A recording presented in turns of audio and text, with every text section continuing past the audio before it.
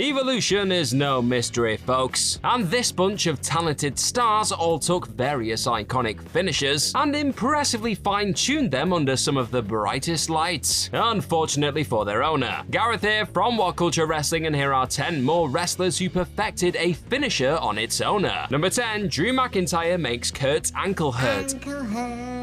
So in what definitely felt like something of a passing of the torch moment back in late 2018, Angle instructed Drew McIntyre to trap the wrestling machine in his own trademark submission on the back of Vince McMahon, asking the WWE Hall of Famer to make his opponent in whatever way he could. What Angle likely wasn't counting on in the midst of such a dominant display, however, was for a then-heel Drew to cinch in the move in a way that left folks genuinely wondering why he hadn't adopted the submission long before this brutal display. A towering McIntyre yanked Kurt's ankle up to the heavens on Raw, making the hold look 10 times more savage in the process. The Scot then proceeded to wrap his gigantic thighs around Angle's helpless leg before viciously wrenching on the limb as the former world champion had no choice but to desperately tap. Number 9, Kevin Owens stuns Stone Cold. Admittedly, Kevin Owens was facing some pretty stiff competition for most memorable WrestleMania 38 stunner by the time said two-night extravaganza reached its end. Yet while he may not have been gifted with the crash test dummy that was Theory soaring through the heavens, or a decrepit old billionaire crumbling to pieces, there's an argument to be made that KO's stunning of the Texas Rattlesnake himself was the most impactful of the show of shows lot. Hot on the heels of a returning Stone Cold sinking a few Broken Skull lagers mid-match, the former Universal Champion whacked out his own wicked variation of the match ender to the sound of genuine shock inside of AT&T Stadium. Could this be was the bionic redneck about to do the favors on his way out once again? Not a chance. But credit to Austin and Owens for both selling the sheer suddenness and devastation of the explosive out-of-nowhere stunner, with the brilliant pair entirely convincing the masses for a second there that this fairy tale comeback was on the cusp of becoming a nightmare instead. Number 8, Yokozuna drops the leg on Hulk Hogan. A few months on from providing the grandest stage of them all with one of its most disappointing conclusions ever, then WWF champion Hulk Hogan once again found himself coming up against the dominant Yokozuna at King of the Ring 1993. Only instead of managing to put away the all-conquering Titan via his tried and trusted leg drop and a salty misfire again, in this Mania 9 rematch, the Hulkster was stunned by an emphatic kick-out from his challenger. Not content with merely powering out of the usually effective finisher though, on the back of a fiery intervention from a photographer, Yokozuna decided to let loose his own ridiculously destructive version of the colossal leg en route to getting his strap back. Sure enough, the sheer size of the monstrous sensation left Hogan's own iteration of his signature crowd popper looking positively inferior in next to no time at all. And the impact was so sickening and devastating that it entirely obliterated Hogan from the WWF landscape for nearly a decade. That's one mean dropping of the leg if you ask me. Number 7, Darby Allin Swanton bombs Jeff Hardy into next week. Dumping Darby Allin and Jeff Hardy into a singles match was always destined to end in absolute carnage, wasn't it? Putting the always extreme pair in an anything-goes environment though was straight up irresponsible. That being said, it's still hard to argue against the face-painted former TNT champion producing one of the most jaw-dropping moments in AEW history during said Dynamite car crash back in May. Using Jeff Hardy's own signature Swanton 4 from up high against him in the thick of their Owen Hart Foundation plunder brawl, Allin opted to typically take things up several notches by climbing the world's tallest ladder, before crashing down on a wounded Hardy outside of the ring. Owen, a charismatic enigma, taking a breather in front of a collection of steel chairs, no less. The end results were, well, barbaric. And though Hardy would somehow seal the win in the end, there's no questioning that Allin got the last Swanton laugh with his dizzying and entirely dynamic rendition of the ladder senton. Number 6, Triple H etches The Undertaker's name onto his own tombstone, kicking off a WrestleMania series that ranks as some of both legends' finest work they ever performed in a squared circle. Triple H and The Undertaker's gritty no-holds-barred war stole the entire 27th show of shows. But in a match stuffed with instantly immortalized developments, such as Taker once again sprouting wings as he soared over the top rope, and a spinebuster for the ages through the announce desk, it was the sight of the King of Kings taking a page out of the Phenom's own playbook that was scorched into the minds of many. Triple H trying to get the dead man to rest in peace wasn't the first time fans had witnessed the star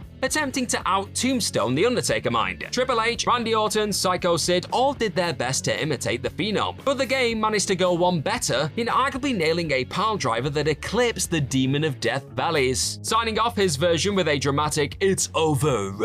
Trips absolutely drilled his longtime pal and rival into the mat for an epic near fall that produced the sort of eruption only two masters at the peak of their powers could. Number 5, Chris Jericho hits rock bottom. Never one to shy away from stealing one of his opponent's preferred weapons of destruction, Chris Jericho was at it again in December 2001. After already doing his best to send the Great One to his own personal rock bottom on top of an announce desk earlier in their Vengeance World Heavyweight Championship encounter, a Mr. McMahon distraction would help pave the way for Jericho's first steps towards making history. Setting the stage with a devious shot to the nads, the eventual AEW Le Champion would deliver Rocky a spoonful of his own rock bottom medicine, but thanks to Dwayne being one of the finest sellers of his time, said Y2J bottom came stuffed with a sort of fierce bump and connection that stunned those in attendance into a state of shock at the mere thought of Jericho actually being the man to somehow become the first ever undisputed WWF champion. Number 4, Edge stomps out Seth Rollins. Kicking off last year's Crown Jewel event with an almighty Hell in a Cell bang, Edge and Seth Rollins carved out the final chapter of their stellar rivalry, with one of the finest iterations of the overused stipulation in modern times. And closing out the bitter program with one hell of an exclamation point, the Rated R superstar decided that there was only one way to truly stomp out his devious adversary once and for all. Edge took things to the extreme, and in doing so he forged a version of the signature that Seth himself would likely be somewhat proud of. Laying out the former WWE champion on top of a steel chair, Edge showed just how far he was willing to go to vanquish this perennial pain in the ass. And it was this act of undiluted malice that arguably planted the seeds for Edge's eventual highly successful and not at all dreadful heel turn a few months down the line. At least the steel stomp was perfectly executed though. Number 3, the Great One has some pedigree. To be honest, Rocky actually had it coming at Vengeance 2001, didn't he? Jumping back a year or so to Judgment Day 2000, it was the Great One who actually felt the need to rub some salt in an already wounded foe by unleashing their own prized finisher on them, atop an announce desk naturally, with The Rock going at it with Triple H in a grueling 60-minute Iron Man match in the pay-per-view main event. The score sat at 5-3 to the game as the championship action made its way to the outside. And it was here when the People's Champion decided that one of the most effective ways of keeping his longtime rival down long enough to score an all-important point was to prove he also possessed some serious pedigree. Once again, fighting out of a scenario that would have seen him rock bottom through the outside table, the defending WWF champion hooked the now head of WWE Creative and blasted him into the announce desk with the sort of natural power and precision that would suggest he'd been hitting the pedigree for decades. Making matters that little worse for old Trips, the desk refused to break too, all of which led to a picture-perfect pedigree, one that was easily the finest of the overall battle. Number 2, Bianca hits Bayley with a Belair to belly, proving to be the BEST when it comes to stealing her opponent's favorite finishing beats too. Bianca Belair taught Bayley something of a lesson a few weeks back as the two once again went at it on the October 24th edition of Monday Night Raw, though this time without the red strap on the line. Both top performers decided to reach into their rival's arsenal as a way of pulling a fast one on the other. Yet whereas the Raw model ultimately wound up with egg on her face when attempting to lay a KOD on the champ, the EST of WWE's rapid thinking soon saw her go one better on Bayley and lay her out with her very own Belair to belly reversal. Sure, it may not have earned Bianca the win on the night, but the top-class timing and typical showcase of sudden power Belair laced into her rendition of the otherwise lackluster finisher may leave Bayley taking a few notes in the aftermath. Number 1, Logan Paul hits one lucky Superman punch. Once again showing a level of proficiency in between the ropes a performer only 3 matches in simply has no right to possess, were inevitably stolen by the YouTuber's audacious selfie splash through the announce table, and his decision to execute a buckshot lariat that a certain best in the world probably won't be in a rush to replay. But it was Paul's sensational Superman punch on the Tribal Chief that ranked as arguably his most outrageous beat in the Undisputed Universal Championship chaos. Paul only went and actually dropped the head of the table with the one lucky punch he'd been alluding to for weeks later on, and Logan managing to make a move that has become something of a transitional signature for Reigns over the years, feel capable of genuinely knocking off the most dominant star in the industry, tells you all you need to know about how damn effective this piece of business genuinely was on the night. Marvelous work. And that's our list. Know any other wrestlers who perfected a finisher on its owner? Let us know all about them in the comment section right down below, and do not forget to like, share, and click on that subscribe button while you're at it. Also, if you like this kind of thing, then head on over to whatculture.com and find some more incredible articles just like the one this video you're watching right now is based on. I have been Gareth from What Culture Wrestling, dropping elbows and sweet chinning music all day long. Thanks for watching this video, hope to see you very soon, and in the meantime, just be good to yourself. Bye bye!